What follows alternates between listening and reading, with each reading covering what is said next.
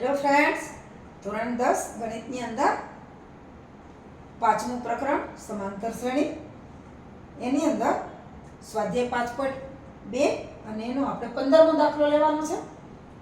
એનના કયા મૂલ્ય માટે બે સમાંતર શ્રેણીઓ 63, 65, 67 અને 3, 10, 17 ના એનમાં પદ સમાન થાય એવું કયું એનનું પદ છે કે જે બે સમાંતર શ્રેણીમાં સરખું જ છે? તો આપણે જોઈએ હવે એક દાખલો. પહેલી સમાંતર શ્રેણી આપી છે 63, 65, 67. એમાં આપણે જોઈએ તો a બરાબર પહેલું પદ એટલે 63 અને d એટલે કે ડિફરન્સ 65 ઓછા 63 એટલે કે 2 અને એ સમાંતર શ્રેણી આપણે લઈ an a plus n minus 1 into d.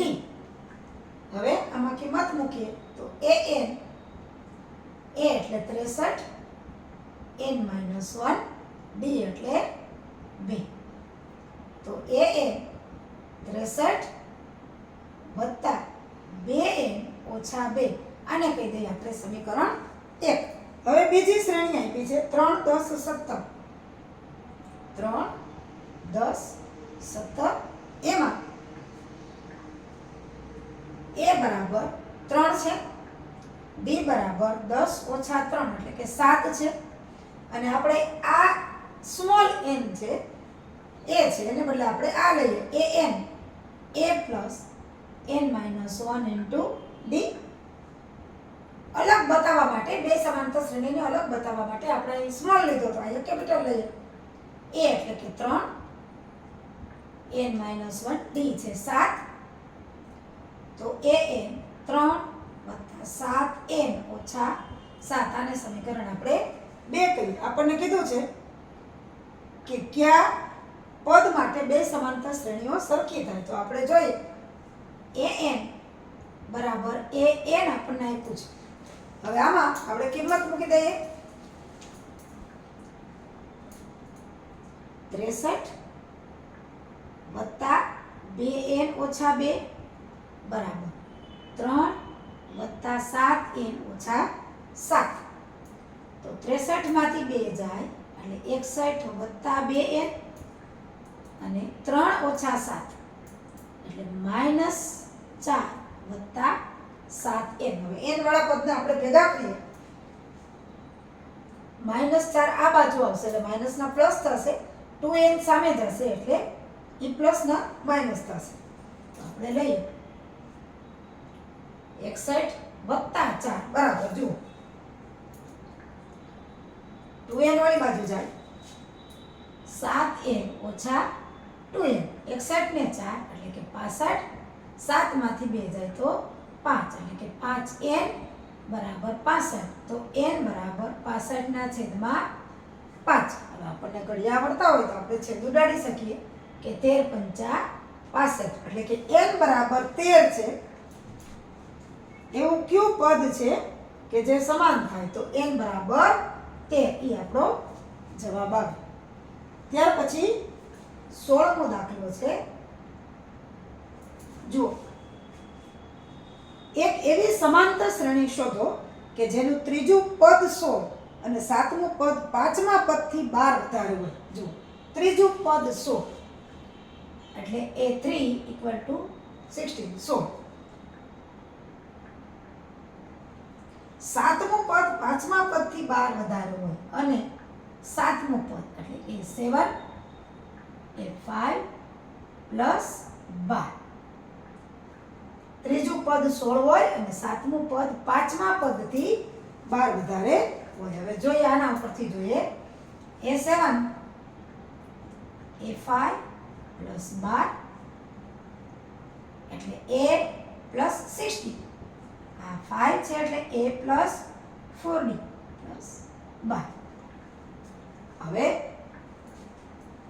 આપણે આને સાદુરૂપ આપવાનું છે a plus 6d minus a minus 4d બરાબર 12. a વાળા પદને ભેગા કર્યા, d વાળા પદને ભેગા કર્યા, a પ્લસ ને એક માઇનસ 6d માઇનસ 4d એટલે 2d બરાબર 12. d બરાબર 12 ના છેદમાં 2 એટલે d બરાબર આવ્યા 6. ડી બરાબર આપણને 6 મળ્યા. આપણને કીધું છે કે ત્રીજું પદ છે એ 16 છે. તો a3 બરાબર 16. a3 એટલે તો કે a + 2d બરાબર 16 માં d ની કિંમત મૂકતા d છે 6 એની કિંમત મૂકી દઈએ. a 2 × 6 બરાબર 16 એટલે a + 12 બરાબર 16. તો a બરાબર 12 સામેની બાજુ જશે તો માઈનસ થશે એટલે કે a બરાબર 4. હવે a અને d આપણને મળી ગયા તો કોઈ પણ સમાંતર શ્રેણી આપણે શોધી શકીએ. તો પહેલું પદ થશે a બરાબર 4. બીજું પદ a + d એટલે 4 + 6 બરાબર 10. a + 2d 4 2 6 એટલે 4 12 12 ને 4 16. એટલે સમાંતર શ્રેણી આપણી પાસે જે માગી છે એ સમાંતર શ્રેણી કઈ થશે તો કે 4 10 16 આવી રીતના સમાંતર શ્રેણી બનશે. ત્યાર પછી 17મો દાખલો છે. જો 3 8 13 253 સમાંતર શ્રેણી હોય તો છેલ્લેથી 20મું પદ શોધો. કેટલા પદ છે આપણને નથી આપ્યું એટલે સૌથી પહેલા આપણે n શોધીએ. 3 8 13 અને છે 253. હવે આના a બરાબર 3 d બરાબર 8 - 3 એટલે કે 5 અને an છેલ્લું પદ આપ્યું છે 253. આપણે n શોધવાનું છે. પેલા પદ કેટલા છે એ જોઈ લઈએ. a + n - 1 * d an બરાબર થશે. તો an બરાબર a એટલે 3 n - 1 d આપ્યા છે 5. તો an 3 5n - 5 an છે આપણી પાસે 253 એટલે 253 3 5n - 5.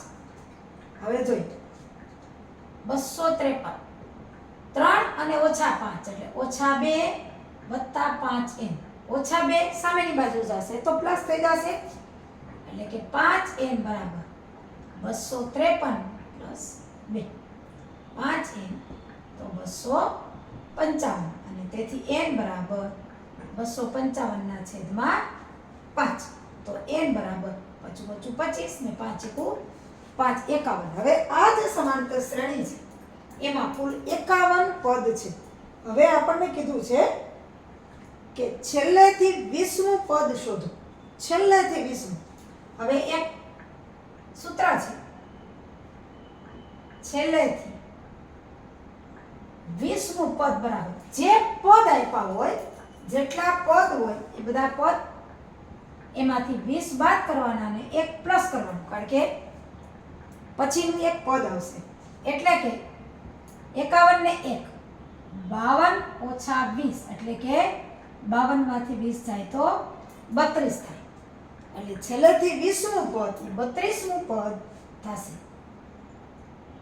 સમાંતર શ્રેણી 32મું પદ આપણને ખબર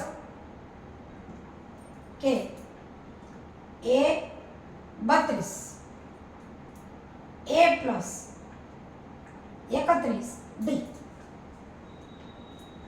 a 32 એ આપણી પાસે છે કેટલા છે 3 31 અને ગુણ્યા d આપણી પાસે છે 5 એટલે a 32 3 + 5 = 5 5 × 15 એટલે a 32 158. છેલ્લેથી 20મું પદ સમાંતર શ્રેણીમાં છેલ્લેથી 20મું પદ 158 છે. આપણે 18મો દાખલો લઈએ. એક સમાંતર શ્રેણીના ચોથા અને 8મા પદનો સરવાળો 24 છે. છઠ્ઠા અને 10મા પદનો સરવાળો 44 છે. તો આ સમાંતર શ્રેણીના પ્રથમ 3 પદ શોધો. જુઓ 18મો દાખલો. પહેલા તો શું આપ્યું છે? ચોથા અને 8મા પદનો સરવાળો 24 છે. ચોથું પદ એ 4, 8મું પદ એ 8 બરાબર 24. હવે ચોથું પદ એટલે આપણને ખબર છે a plus 3d અને 8મું પદ એટલે a plus 7d 24. હવે સરવાળો કરીએ. a અને 2, 3 અને 7 એટલે કે 10d બરાબર 24. હવે આ સમીકરણને નાનું બનાવવા માટે 2 વડે બધાને ભાગતા 2 વડે સમીકરણને ભાગતા a આને 2 વડે ભાગીએ એટલે 5d અને આને 2 વડે ભાગીએ એટલે 12. હવે આને કહીએ સમીકરણ 1. હજી બીજું આપ્યું છે. જુઓ છઠ્ઠા અને 10મા પદનો સરવાળો 44 છે. છઠ્ઠું અને 10મા પદનો સરવાળો છે 44. 6 એટલે a plus 5d અને 10 એટલે a plus 9d બરાબર 44. a અને a 2a 5 અને 9, 9 ને 5 14d બરાબર 44. આ પણ બધી બેકી સંખ્યા છે એટલે 2 વડે સમીકરણને ભાગતા તો a 14 × 2 એટલે 7 અને 44 × 2 એટલે 22. સમીકરણ 2. હવે 1 અને 2 સમીકરણ છે આપણી પાસે. એના ઉપરથી a અને d શોધી લઈએ. સમીકરણ 1 માઈનસ સમીકરણ 2 લેતા 1 શું છે?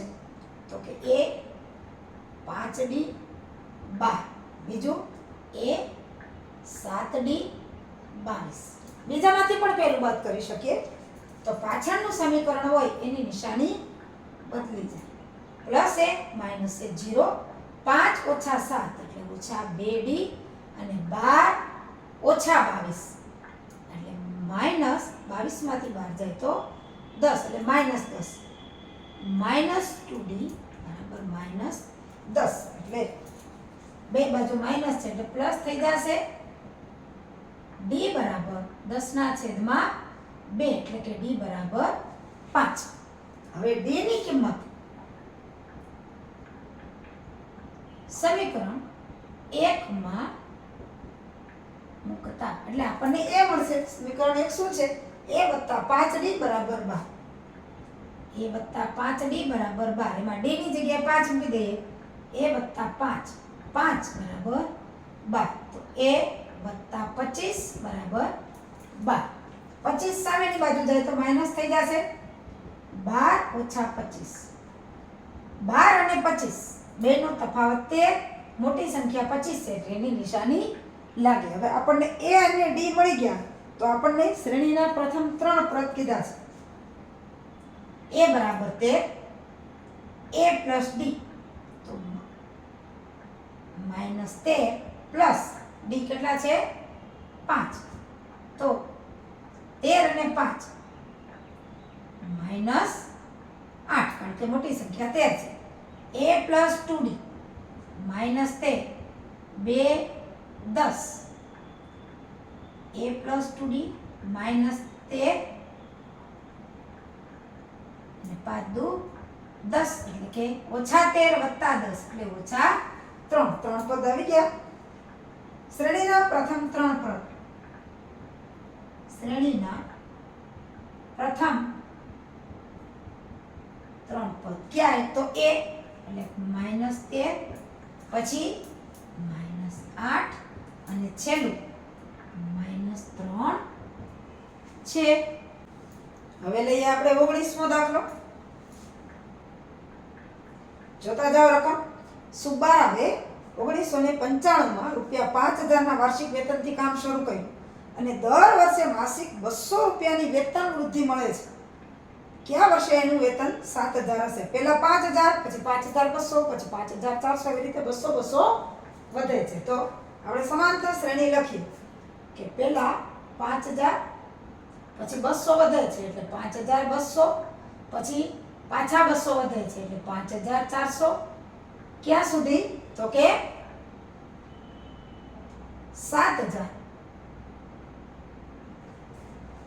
ક્યારે થશે? તો આ જે પદ છે એ કેટલા પદ છે n, આ પહેલા વર્ષે, બીજા વર્ષે, ત્રીજા વર્ષે, કેટલામાં વર્ષે 7,000 થાય? તો આપણે n શોધવાનો છે. a બરાબર 5,000, d બરાબર 5,200 ઓછા 5,000 એટલે કે d બરાબર 200 અને એ n આપણને ખબર છે 7,000 છે. આપણે n શોધવાનું છે. સમાંતર શ્રેણી a plus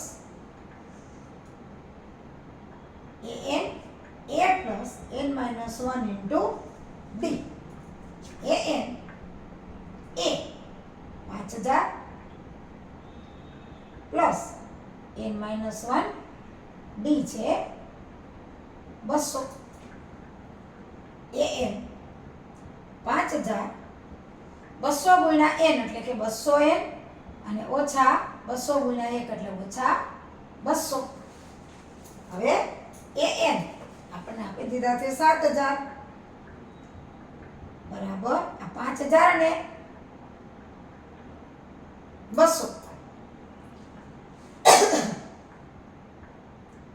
plus 200n minus 200. હવે 5,000 ને આપણે આ બાજુ જવા દઈએ તો 7,000 ઓછા 5,000 બરાબર 200n ઓછા 200. 7 માંથી 5 જાય તો 2,000 અને આ માઇનસ 200 છે એને પણ આ બાજુ લઈ લઈએ તો 200n. તો 2,000 અને 200 એટલે કે 2,200 બરાબર 200n. હવે n ને સૂત્રનો કરતા બનાવવો હોય તો એની સાથે ગુણાકારમાં 200 છે, આ બાજુ છેદમાં જાય તો n બરાબર 2,200 ના છેદમાં 200. 11 દુ 22 એટલે n બરાબર 11. હવે કયા વર્ષે તેમનું વેતન 7,000 થશે? એટલે કે 11મા વર્ષે તેનું વેતન 7,000 રૂપિયા થશે. હવે જુઓ 1995 માં એને શરૂ કર્યું તો 11 વર્ષ એટલે 95 થી 5 એટલે કે 2005 ના વર્ષમાં તેનું વેતન 7,000 રૂપિયા થશે. 20મો દાખલો. રામકલી વર્ષના પ્રથમ અઠવાડિયે ₹5 ની બચત કરે છે અને પછી દરેક અઠવાડિયે 1.75 રૂપિયાનો વધારો કરે છે અને એનમાં અઠવાડિયાની બચત 20.75 હોય તો n નું મૂલ્ય શોધો. સૌથી પહેલા તો સમાંતર શ્રેણી આવશે કે પહેલા છે 5 પછી 1.75 બીજા અઠવાડિયે 5 ને 1 એટલે 6.75 6.75 ને પાછા 1.75 આપણે જોઈએ જ લઈએ 6.75 અને 1.75 એટલે ભૂલ જ ન થાય. 8.50 એમાં પાછા 1.75 ઉમેરીએ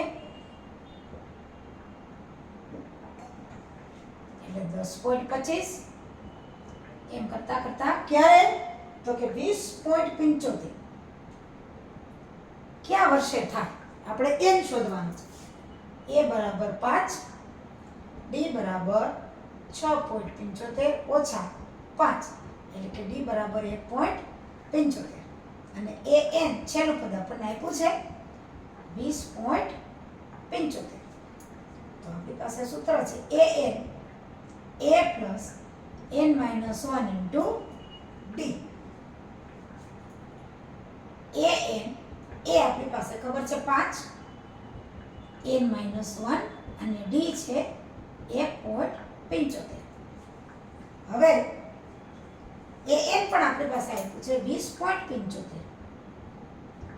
5 પ્લસ n માઇનસ 1 1.75.